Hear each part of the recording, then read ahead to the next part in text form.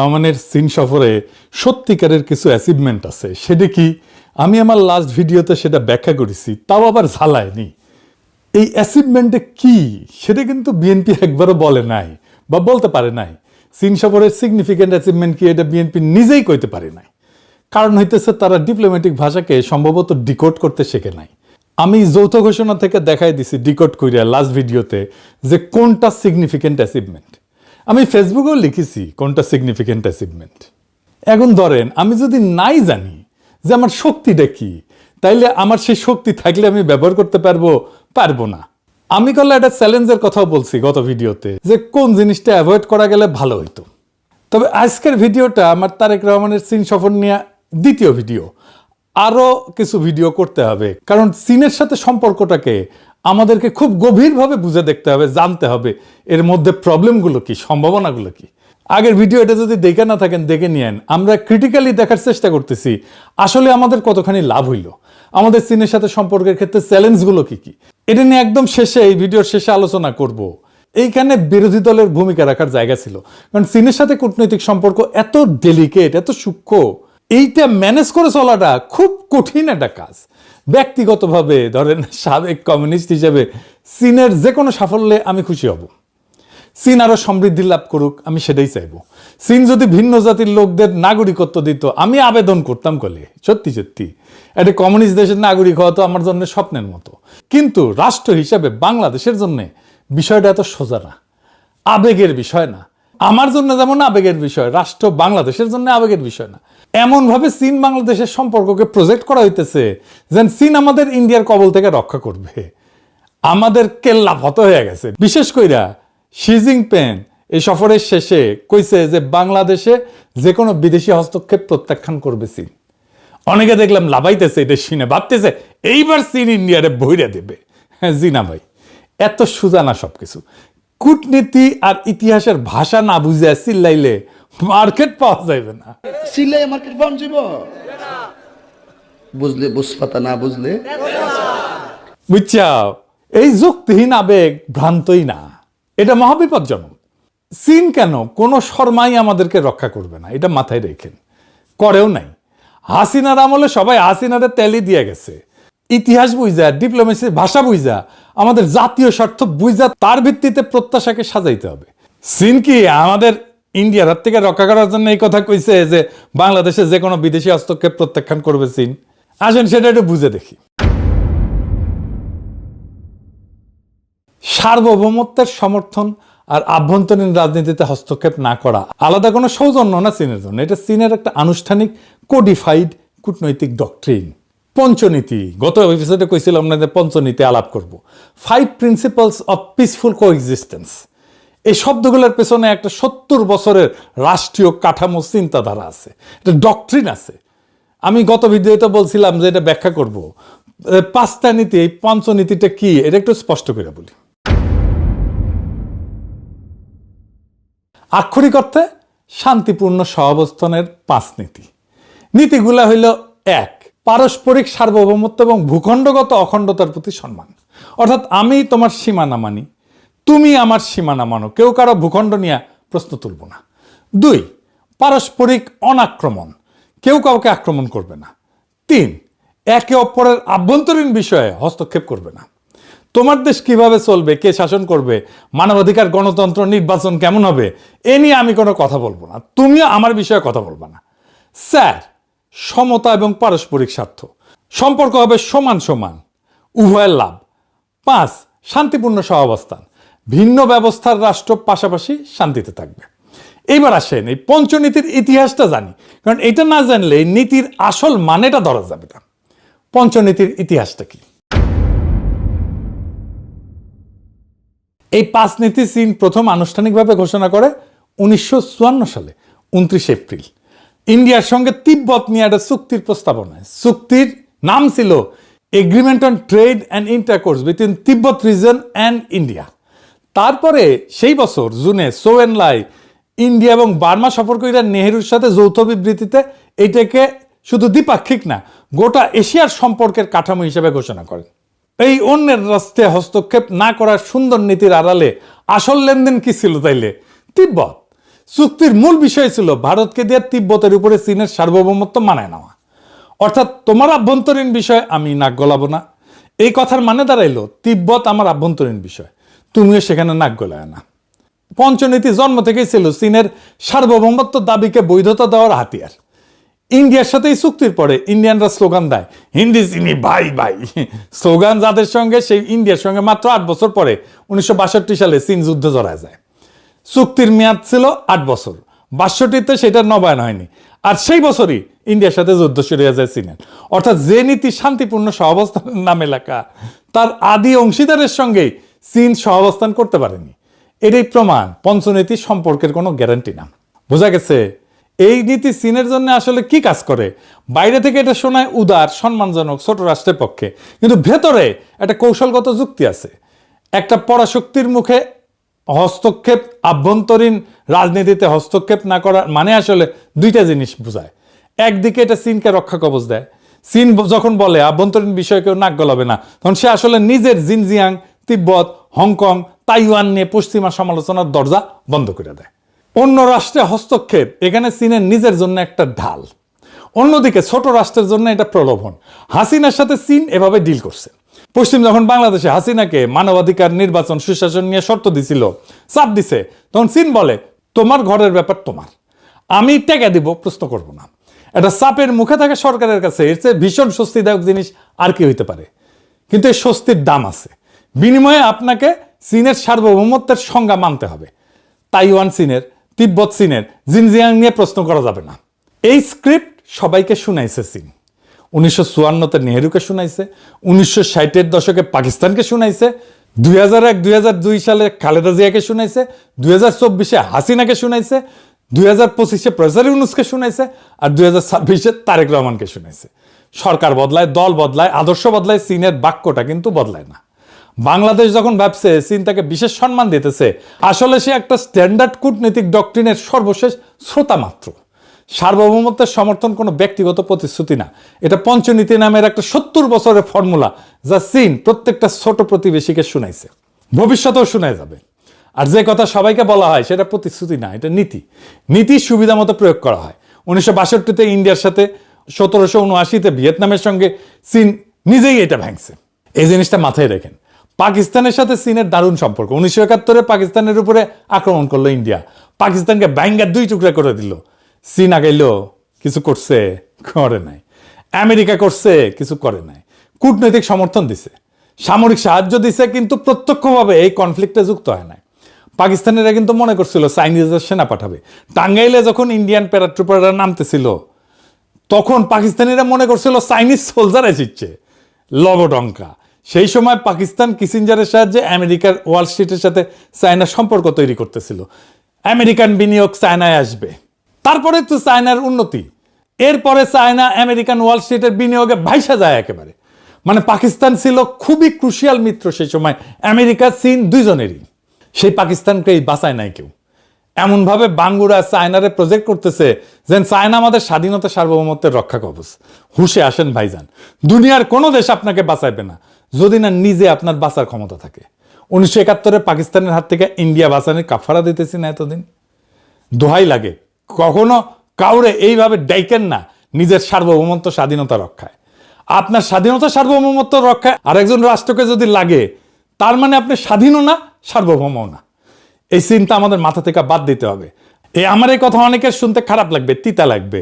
আমরা আমাদের নিজেদের সামরিক শক্তি দিয়ে নিজেদের স্বাধীনতা, সার্বভৌমত্ব রক্ষা করতে যদি না পারি, কেউ এসে এটা রক্ষা করে দেবে না। এটা মাথায় রেখেন, ইরান থেকে শিক্ষা নেন। এবার আসেন, বুঝে নেই চায়না কি আসলেই সামরিকভাবে সরাসরি সেনা পাঠায় অন্য দেশে সাহায্য করে নাকি করে না? করছে। চীন কোরিয়া যুদ্ধে সেনা পাঠাইছিল, কিন্তু পাকিস্তানে পাঠায় নাই। কেন? এই তফাৎটা বুঝতে হবে। এই তফাৎটা বুঝলে আপনি চায়নারে বুঝবেন, সে কেন কি কাজ করে সেটা বুঝবেন, এই মজা পাইবেন কলে। চীন তখনই সরাসরি যুদ্ধ নামে যখন সেই যুদ্ধে সরাসরি নিজের নিরাপত্তা স্বার্থ জড়িত। কোরিয়ায় চীন কেন নামছিল? আদর্শিক ভ্রাতৃত্বের জন্য না। মাও স্পষ্ট বলছিল, যদি আমরা যুক্তরাষ্ট্রকে পুরা কোরিয়া দখল করতে দিই, আমাদের প্রস্তুত থাকতে হবে যে যুক্তরাষ্ট্র চীনের বিরুদ্ধে যুদ্ধ ঘোষণা করবে। অর্থাৎ মার্কিন সৈন্য চীনের সীমান্ত ইয়ালু নদীতে পৌঁছে যাচ্ছিল। এটা ছিল চীনের নিজের দরজায় হুমকি। মাঞ্চুরিয়ার শিল্প কেন্দ্র বিপন্ন হয়ে যাইতেছিল।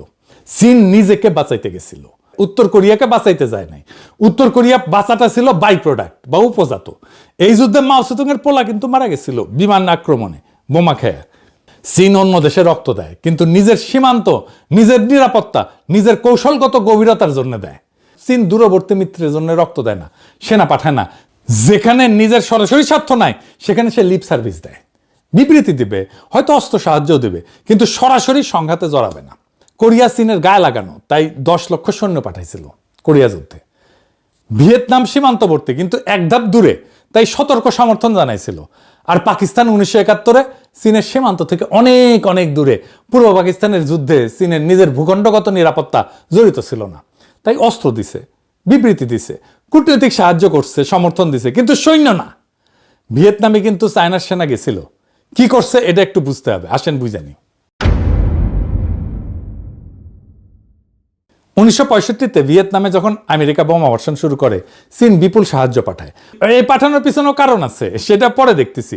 1965 থেকে চীন উত্তর ভিয়েতনামে বিমান বিধ্বংসী ইউনিট, ইঞ্জিনিয়ারিং ব্যাটালিয়ন পাঠাইছিল।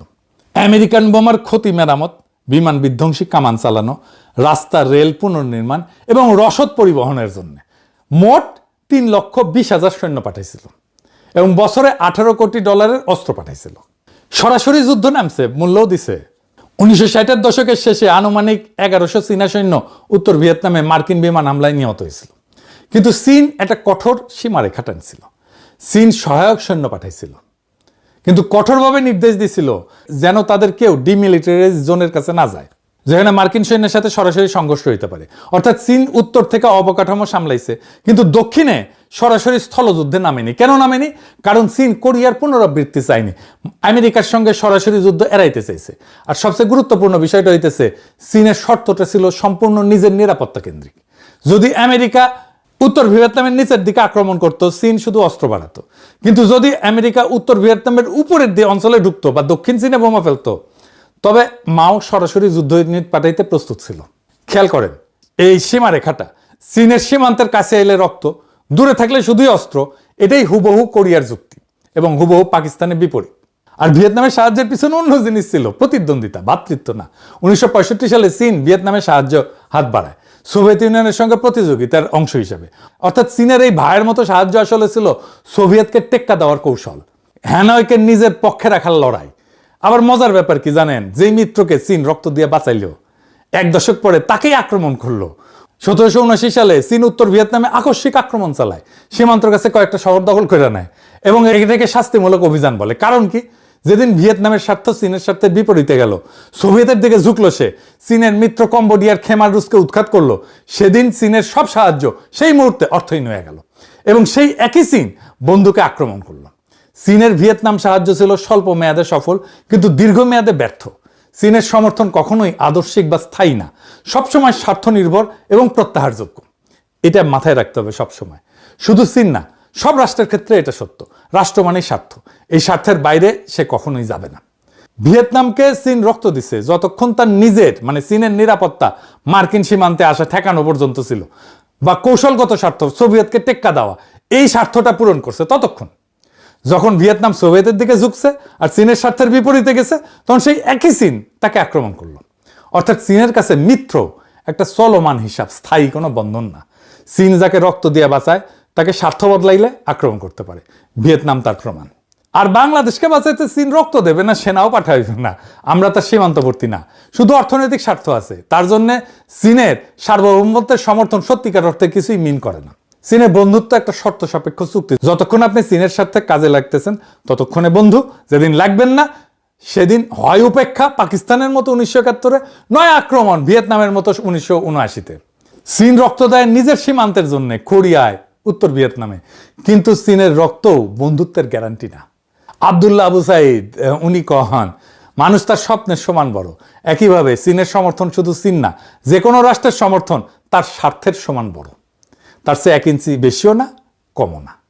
তাইলে বুঝেছেন নিশ্চয়ই, চীন আমাদের সার্বভৌমত্বের রক্ষক হইবে না। চীন ইন্ডিয়ারে ধমকায় দিলে, একটা ইন্ডিয়ার বিরুদ্ধে বিবৃতি দিলে ইন্ডিয়া দমে যাবে? যাবে না। দইমা গেলে 1971-এ যাইতো দমে, পাকিস্তান রক্ষা পাইতো, হয় নাই। যাই হোক, এখন আসি চীনের সাথে সম্পর্ক নিয়ে সবচেয়ে গুরুতর প্রশ্নের মুখোমুখি হই। কেউ এই আলাপটা করে না, কিন্তু এই আলাপ ছাড়া চীনের সাথে সম্পর্ক সম্ভবই না। দীর্ঘমেয়াদে এই জিনিসটা, এই প্রশ্নটার সামনাসামনি দাঁড়াইতে হবে। চীনের সাথে সম্পর্কে এই অস্বস্তিকর মোমেন্ট অফ ট্রুথ আসবে, সেটা কি আর কেমনি সেটা মোকাবেলা করব, সেটাই সবচেয়ে গুরুত্বপূর্ণ। এতক্ষণ যা বললাম সব অতীত আর বর্তমান।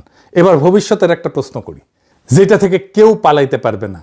চীনের সাথে সম্পর্ক রাখা প্রত্যেকটা দেশকে সামনে একটা মোমেন্ট অফ ট্রুথের মুখোমুখি হইতে হবে, সত্যের মুহূর্ত ফেস করতে হবে, আর সেই মুহূর্তের নাম তাইওয়ান। এটা কেন অনিবার্য? কারণ শি জিনপিংয়ের জীবনের সবচেয়ে বড় উচ্চাকাঙ্ক্ষাই হইল তাইওয়ানের সাথে চীনের একত্রীকরণ, পুনঃ একত্রীকরণ। এটাই চীনের ঘোষিত জাতীয় লক্ষ্য।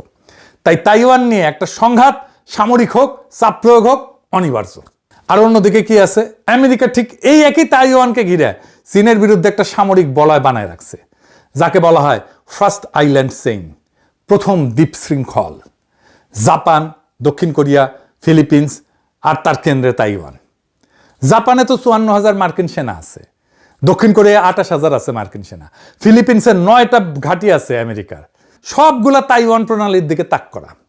মানে তাইওয়ান যুদ্ধ বাঁধলে সেটা শুধু চীন তাইওয়ান যুদ্ধ থাকবে না, পুরো অঞ্চল জ্বলে যাবে। সেই সময়টা কবে আসবে আমরা জানি না, কিন্তু অনিবার্যভাবে আসবে। এখন সে আসল প্রশ্নটা, সেই দিন বাংলাদেশ কি করবে? আমরা এখন একদিকে চীনের সাথে জড়াইতেছি, শেয়ার্ড ফিউচার, অর্থনৈতিক অঞ্চল, সম্ভাব্য অস্ত্র চুক্তি। আবার অন্যদিকে আমেরিকার সাথেও জড়াইতেছি, পোশাক রপ্তানির সবচেয়ে বড় বাজার, IMF আছে, নিরাপত্তা সংলাপ আছে, ট্যারিফের নেগোসিয়েশন আছে, বোয়িং কেনা আছে। দুই নৌকায় কিন্তু আমাদের পা। তাইওয়ানের সংঘাত বাঁধলে এই দুই নৌকা দুই দিকে টান দিবে। বাংলাদেশকে একটা পজিশন নিতে হবে, হয় চীনের পক্ষে নয় আমেরিকার পক্ষে। মাঝখানে দাঁড়ানোর জায়গা থাকবে না। ধরে নিলাম আমেরিকাকে খুশি করতে বাংলাদেশ একটা মাঝামাঝি পথ নিল, বলল যুদ্ধ খারাপ, এসব আলোচনার মাধ্যমে সমাধান হওয়া উচিত। শুনতে নিরীহ, কিন্তু চীন এটাতে চইটে যেতে পারে। কারণ চীনের কাছে তাইওয়ান আভ্যন্তরীণ বিষয়। তো আলোচনা করবে কেন আভ্যন্তরীণ বিষয় নিয়ে? আলোচনার মাধ্যমে সমাধান মানে তাইওয়ানকে আলাদা পক্ষ হিসেবে স্বীকৃতি দেওয়া, তো তাই না? নিজের কথার চাপে কিন্তু নিজে পড়ে যেতেছি। তখন চীন ঋণের কিস্তি শোধের জন্য চাপ দিতে পারে, প্রকল্প আটকে দিতে পারে, আরো নানা চাপ দিতে পারে। আর উল্টাটাও সত্য, বাংলাদেশ যদি চীনের পক্ষ নেয়, আমেরিকা, ইউরোপ, পোশাক রপ্তানি, GSP, IMF সব জায়গায় চাপ দিতে পারে। দুই দিকে খরচা। এটাই দুই নৌকায় পা রাখার বিপদ। যেদিন নৌকা দুইটা বিপরীত দিকে যাবে সেদিন আপনারই কাটবে। তবে পাকিস্তান এটা সামলাইতে পারবে। কেন সামলাইতে পারে? বাংলাদেশ কেন পারবে না? আসেন এটা একটু বুঝে দেখি। পাকিস্তান নিঃশর্তে চীনের পক্ষ নেবে, এই সিদ্ধান্ত পাকিস্তান অনেক আগে নিয়ে রাখছে। পাকিস্তানের পারমাণবিক অস্ত্র আছে, নিজস্ব প্রতিরোধ ক্ষমতা আছে। আর পাকিস্তান আগেও পারমাণবিক অস্ত্রের জন্য আমেরিকার কাছে নিষেধাজ্ঞা খাইছে। ওর এগুলো সওয়া আছে, ও জানে এটা কিভাবে সামলাইতে হয়, এটা তাদের গা সওয়া। উল্টা দিকে আমেরিকায় বারবার নিষেধাজ্ঞা তুলে নিয়ে পাকিস্তানকে পটাইতে আসছে। সো এই খেলা অনেকদিন ধরে চলতেছে, এই খেলা আবারও খেলতে পারবে পাকিস্তান। কারণটা হইতেছে পাকিস্তানের ভূকৌশলগত অবস্থান আমেরিকার দরকার আছে। পাকিস্তানের এখন একটা গ্লোবাল রোলও দাঁড়ায় গেছে। পাকিস্তান জানে কোন পক্ষে সে দাঁড়াবে, আর সে দাঁড়ানোর দাম দেওয়ার সক্ষমতা তার আছে। বাংলাদেশের কোনোটাই নাই। না আছে স্পষ্ট সিদ্ধান্ত, না আছে নিজের প্রতিরোধ ক্ষমতা, না আছে নিষেধাজ্ঞা হজম করার অর্থনৈতিক মাসল। বাংলাদেশ এমন একটা দেশ যে দুই নৌকায় পায়ে রেখে দাঁড়ায় আছে, অথচ চাপ ঠেকানোর শক্তি নাই। এটা একটা খুবই দুর্বল অবস্থা। ভিয়েতনাম দুই দিকে সামলায়, কারণ তার সেই সক্ষমতা আছে। সমস্যা হইল বাংলাদেশের সেই সক্ষমতা গড়ে না তুলে দুই দিকে প্রতিশ্রুতি বিলাই দিতেছে, মানে খোলামকুচির মতো যে যা যাইতেছে তাই দিতেছে। সক্ষমতা ছাড়া ভারসাম্য হয় না, হয় শুধু ঝুঁকি। চীনের সাথে সম্পর্ক করেন, বাণিজ্য করেন, বিনিয়োগ নেন, অবশ্যই নেন, কিন্তু চীনকে রক্ষা কবচ ভাবেন না। ইতিহাস বুঝা, ডিপ্লোমেসির ভাষা বুঝা, নিজের জাতীয় স্বার্থ বুঝা তার ভিত্তিতে প্রত্যাশাকে সাজান। আগামী এপিসোড চীনের সাথে বাণিজ্য সম্ভাবনা নিয়ে, বিনিয়োগ নিয়ে আলাপ করব। চীনের সাথে অনেক আলাপ হইতেছে, অনেক প্রকল্প হইতেছে, এইগুলো নিয়ে আলাপ করব। ফাইনালি আসেন আমরা ভাবি কিভাবে আমরা কোনো দিকে একেবারে না ঝুইকা বাংলাদেশের সর্বোচ্চ স্বার্থ রক্ষা করতে পারি। ওইখানেই আমাদের কাজ করতে হবে। জনগণকে কোনো ভুল বার্তা দেওয়া যাবে না, সেটা যতই মিঠা হোক, শুনতে যতই ভালো লাগুক, যতই চমকপ্রদ হোক, যতই জনপ্রিয় হোক, এমন কোনো প্রতিশ্রুতি দেওয়া যাবে না যার কোনো বাস্তব ভিত্তি নাই। তাইলে 1971-এ পাকিস্তান যেমন মারা খাইছিল, আমরা আবার সেই মারা খাবো। এক নেড়া যেন দুইবার বেলতলায় না যায়। বাংলাদেশের মানুষের শুধু স্বার্থ রক্ষাই যথেষ্ট না, বাংলাদেশের মানুষের আজাদিও দরকার।